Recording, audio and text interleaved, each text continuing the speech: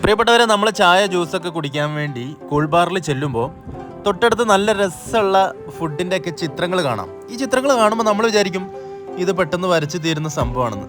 Flux അല്ലാത്ത ചിത്രങ്ങൾ ശരിക്കും ഒരു കലാകാരൻ 1, 2, 3 ദിവസം എടുത്തിട്ട് വളരെ കഷ്ടപ്പെട്ട് വരയ്ക്കുന്നതായിരിക്കും. അങ്ങനെ ഒരു ചിത്രത്തിൻ്റെ പണിപ്പുരയിലേക്കാണ് ഞാൻ നിങ്ങളെ കൂട്ടിക്കൊണ്ടുപോകുന്നത് കേട്ടോ.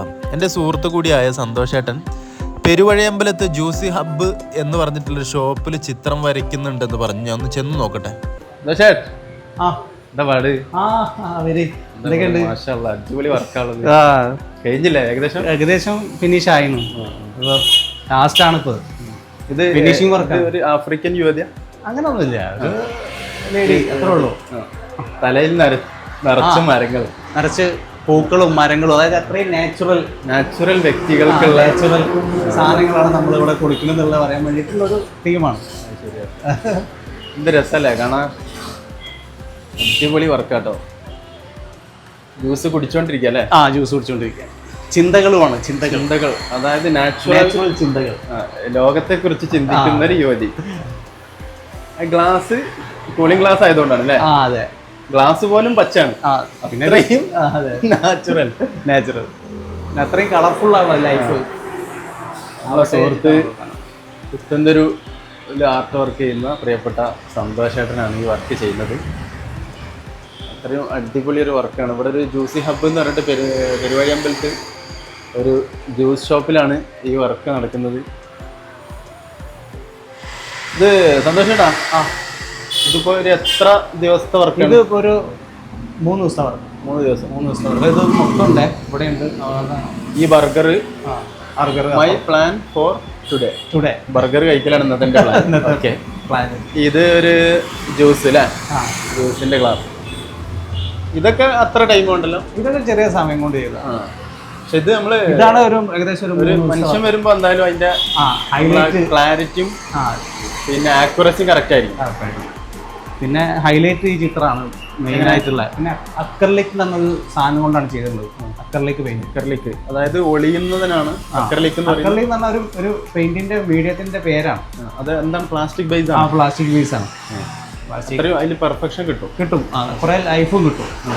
ബോഡി കളർ എന്ന് പറഞ്ഞാൽ നമ്മൾ ഏതൊക്കെ കളർ മിക്സ് ചെയ്തിട്ടാ ബോഡി കളർ ആക്കുന്നത്? ബോഡി ആകുമ്പോ yellow, red, white. Yellow, red, white, അതാണ് മെയിൻ ബോഡി. നമ്മളൊരു വെളുത്ത ആള്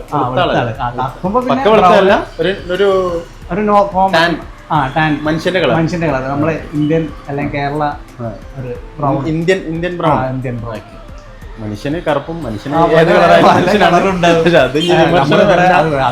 കമന്റ് ചെയ്യണ്ട. നമ്മൾ ഉദ്ദേശിച്ച ഒരു ഇന്ത്യൻ ടാൻ ടൈപ്പ്. അതെ, ഒരു ഇന്ത്യൻ കളർ, ഇന്ത്യൻ പോർട്രേറ്റ്. ഇത് ഏതാണ്? ഇത് വാഴന്റെ അതൊരു അങ്ങനെയല്ല, ഏത് മരം ഒരു ചെടി അങ്ങനെ ചെയ്തെന്നുള്ളൂ. വാഴന്ന് ഉദ്ദേശിച്ച് ചെയ്തതൊന്നല്ല. ഇതിഞ്ഞ് വർക്ക് കഴിഞ്ഞു. ഇത് ഏകദേശം ഫിനിഷാണ്. ഇത്തരം വർക്കുകളൊക്കെ നിങ്ങൾ ചെയ്തു കൊടുക്കും? ഇത്ര വർക്കുകൾ നമ്മൾ പൈസ എന്ന് പറഞ്ഞാൽ ഓരോ വർക്കിനും പല വർക്കിനും പല രീതിയിലുള്ള പല റേറ്റ് ആയിരിക്കും. ചില ടഫുള്ള വർക്ക് ഉണ്ടായിരിക്കും, ചില സിമ്പിൾ ആയിരിക്കും.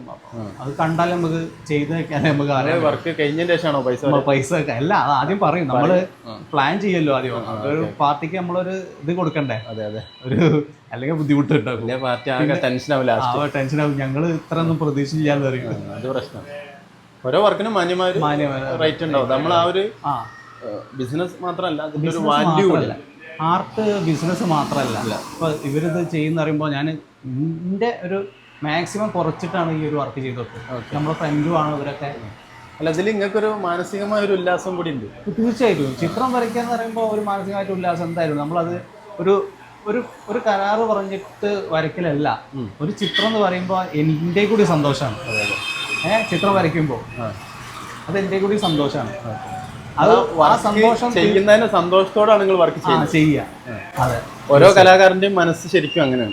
ഇതിനൊരു എൻജോയ്മെന്റ് കലാകാരന്മാർ. പിന്നെ അതിനോട് നീതി പുലർത്തണം എന്നുള്ളൊരു മൈൻഡ്. 100% നീതി പുലർത്തിയാലേ നമുക്കത് സക്സസ് ആയി എന്ന് പറയാൻ പറ്റുള്ളൂ. അല്ലാതെ നമ്മൾ പൈസയ്ക്ക് വേണ്ടിയിട്ട് നമ്മൾ എന്തെങ്കിലും കാണിച്ചു പോകാൻ പറ്റില്ല. അത് നമ്മളോട് ചെയ്യുന്ന ഏറ്റവും. അപ്പോൾ കേരളത്തിൽ എവിടെയും art work, frame work, cement work, ഇത്തരം എല്ലാ വർക്കുകളും സന്തോഷമായിട്ടും ചെയ്തു കൊടുക്കുന്നുണ്ട്. ഞാൻ നമ്പർ താഴെ കൊടുക്കാം. അപ്പോൾ ആവശ്യമുള്ളവർ വിളിക്കാം കേട്ടോ.